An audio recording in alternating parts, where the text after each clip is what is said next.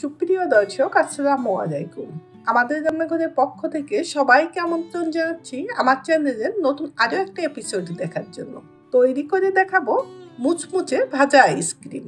একটু অবাক বিষয়, তাই না? আইসক্রিম, তাও আবার ভেজে খাওয়া যায়। তো রেসিপিটা দেখার জন্য সম্পূর্ণ ভিডিওর সাথেই থাকবেন। আর রেসিপিটি পছন্দ হলে ভিডিওতে একটা লাইক দিয়ে চ্যানেলটা অবশ্যই সাবস্ক্রাইব করে রাখবেন। তাহলে পরবর্তী ভিডিও আপলোড করার সঙ্গে সঙ্গে আপনারা তার নোটিফিকেশন পেয়ে যাবেন। ভাজা আইসক্রিম তৈরি করার জন্য আমি এখানে পাউরুটি নিয়েছি 1 প্যাকেট। তবে ভাজা আইসক্রিম তৈরি করার জন্য চেষ্টা করবেন সবসময় একটু বড় সাইজের পাউরুটিটা ব্যবহার করার জন্য, তাহলে কাজটা করতে একটু সুবিধা হবে। তা আমি এখানে আমার প্রয়োজন অনুযায়ী কয়েক পিস পাউরুটি নিয়েছি। আর যে পাউরুটির পিসগুলো দেখবেন এরকম একটু ফাটা আছে বা ছিদ্র আছে, ওই পাউরুটিটা কিন্তু ব্যবহার করবেন না, তাহলে আইসক্রিমটা কিন্তু পাউরুটির এই ছিদ্রের ভেতর দিয়ে বের হয়ে যাবে।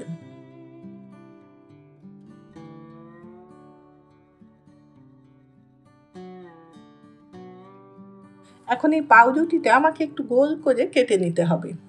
তা এটা কাটার জন্য আমি এরকম একটা প্লাস্টিকের মগ নিয়েছি। আপনারা যে কোনো ধরনের কৌটা মুখ অথবা স্টিলের গ্লাসটাও ব্যবহার করতে পারেন। আবার রাউন্ড শেপের কুকি কাটার দিয়েও এটা কেটে নিতে পারেন। পাউরুটির উপরে আমি এই মগটা বসিয়ে হালকাভাবে একটু চাপ দিয়ে খুব সুন্দরভাবে এটা উঠে আসছে। আর পাউরুটির অতিরিক্ত এই যে অংশটা থাকছে এটা কিন্তু ফেলে দিবেন না। এটা দিয়ে আপনার ব্রেড ক্রাম তৈরি করে নিতে পারবেন। সামনে যেহেতু রমজান মাস, এই রমজানে কিন্তু অনেক ধরনের ভাজাভাজির কাজে এই ব্রেড ক্রামটা আপনাদের প্রয়োজন হবে। তো পাউরুটির এই অংশ দিয়ে আপনারা কীভাবে ব্রেড ক্রাম তৈরি করবেন তার একটা ভিডিও আমার চ্যানেলে দেওয়া আছে। লিঙ্কটা এই ভিডিওর ডেসক্রিপশন বক্সে আমি দিয়ে দেবো, আপনারা চাইলে সেখান থেকে দেখে নিতে পারেন। আমি এখানে 6 পিস পাউরুটি কেটে নিয়েছি। এখন পাউরুটির এই সাইডগুলো একটু পানি দিয়ে ভিজিয়ে নিতে হবে। ভাজা আইসক্রিম তৈরি করার জন্য আমাদের একসঙ্গে 2 পিস পাউরুটি লাগবে। তাই 2 পিস পাউরুটি কোনাটা কিন্তু পানি দিয়ে এভাবে একটু ভিজিয়ে নিতে হবে। তো পানিটা কিন্তু পাউরুটির সম্পূর্ণ জায়গাতে দিবেন না, শুধু কোনাগুলো একটু ভিজিয়ে নিতে হবে।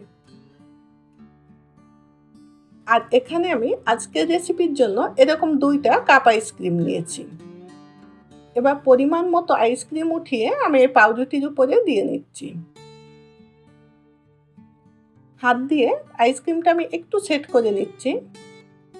তারপরে বাকি পাউরুটিটা দিয়ে এবারে পাশগুলো এভাবে বন্ধ করে দিতে হবে। খুবই সাবধানে এই কাজটা করতে হবে এবং মুখটা কিন্তু খুব সুন্দরভাবে বন্ধ করতে হবে, তা না হলে তেলের ভিতরে কিন্তু আইসক্রিমটা আবার বের হয়ে যাবে। যদি দেখেন পাউরুটির মুখটা আপনার সিল করতে পারছেন না, তাহলে হাতটা ভিজিয়ে এভাবে একটু সাবধানে কাজটা করে নেবেন। স্ক্রিনে দেখে একটু বুঝে নিতে হবে আমি কাজটা কিভাবে করছি।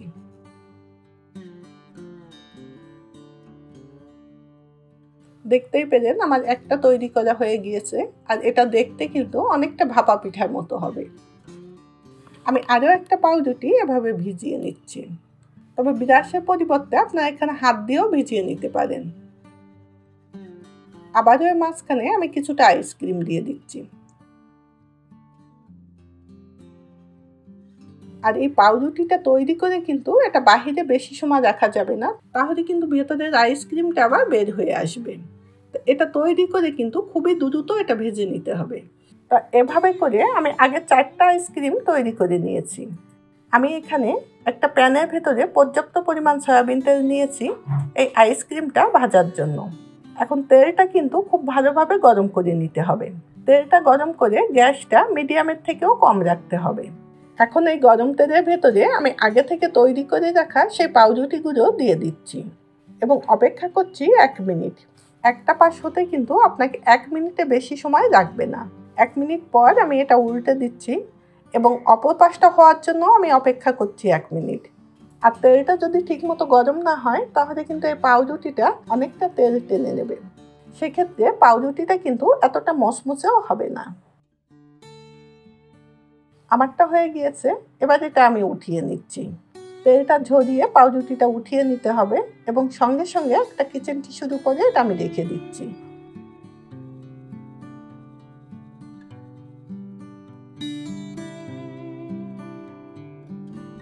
আমি আরও এক গ্লাস পাউরুটি দিয়ে ঠিক এই একইভাবে ভেজে নিচ্ছি।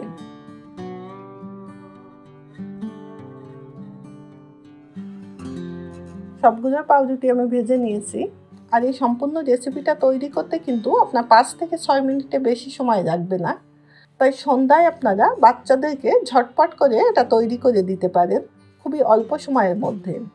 আর এই আইসক্রিমটা ভেজেও কিন্তু খুব বেশি সময় এটা রাখা যাবে না, তাহলে ভেতরের আইসক্রিমটা গলে তখন কিন্তু পাউরুটিটা একটু নেতিয়ে যাবে আর খেতেও কিন্তু অতটা মজা হবে না। দেখতেই পাচ্ছেন এখনো পর্যন্ত আমার কোনো আইসক্রিম কিন্তু গলে যায়নি। এটা এভাবে কিছু সময় রেখে দিলেই দেখবেন যখন পাউরুটিটা ঠান্ডা হয়ে যাবে তখন ভেতরের আইসক্রিমটা আবারও বের হয়ে আসবে। আমার ছবিটা তুলতে বেশ কিছুটা সময় লাগে, যার কারণে দেখতেই পাচ্ছেন পাউরুটির ভেতর থেকে কিন্তু এখন আইসক্রিমটা বের হতে শুরু করেছে। আজকের মতো রেসিপিটা এখানেই শেষ করছি। আবারও দেখা হবে নতুন কোনো রেসিপির সঙ্গে। ধন্যবাদ এত সময় আমাদের সঙ্গে থাকার জন্য।